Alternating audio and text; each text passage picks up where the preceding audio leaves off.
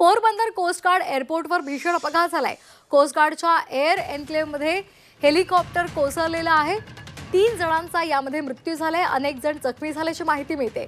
जखमींवर सिव्हिल रुग्णालयात उपचार सुरू आहेत। ही दृश्य आपण पाहतोय।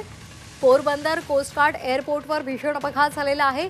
कोस्ट गार्डच्या एअर एन्क्लेव्हमध्ये हेलिकॉप्टर कोसळलेलं आहे आणि 3घांचा मृत्यू झालाय।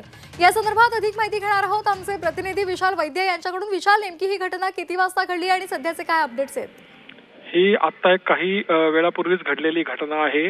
पोरबंदर येथे एअर एन्क्लेव्ह असतो तो सुरू होता कोस्ट गार्ड तर्फे आणि त्याच वेळेला अचानक हे हेलिकॉप्टर तिकडनं जात असताना हेलिकॉप्टर हे अचानक त्याचा ताबा आहे त्या चालकाचा तो सुटला आणि हे खालती क्रॅश झालं आणि ह्या घटनेमध्ये 3 जणांचा जो आहे हा मृत्यू झालेला आहे आणि काही जण आहेत ते जखमी झालेले आहेत। जखमींना तत्काळ जे आहे ते पोरबंदरच्या सिव्हिल रुग्णालयात दाखल करण्यात आलेले आहे आणि त्यांच्यावरती उपचार सुरू आहेत। याच्यात विशेष बाब म्हणजे 2 महिन्यापूर्वीच याच ठिकाणी तटरक्षक दलाचं एक हेलिकॉप्टर होतं, त्याचा सुद्धा असाच अपघात झाला होता।